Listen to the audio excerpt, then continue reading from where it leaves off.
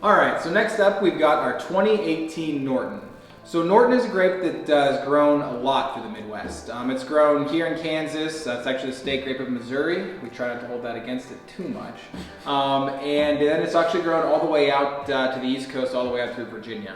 It's an older grape for this part of the country. Most of the stuff we grow here has kind of been sort of genetically bred in the last about 30 or 40 years or so. The Norton actually is named after Dr. Daniel Norton, who first cultivated it in the early 1800s. So for us, this is kind of an ancient grape.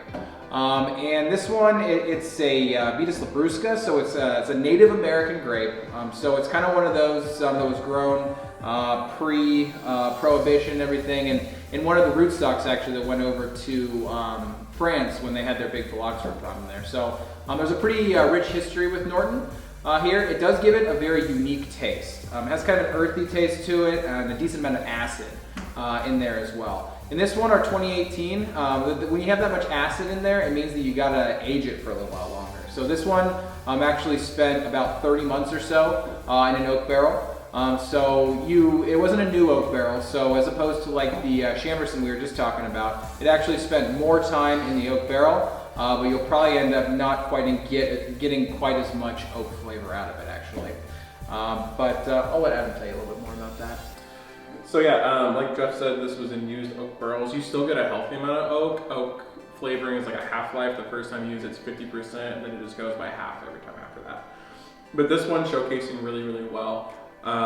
There's this really rich cherry flavor to it. There's a little bit of like cinnamon and a little bit of sour anise too, if you guys are familiar with that flavor, which I really enjoy. It's like the bright core of the whole wine.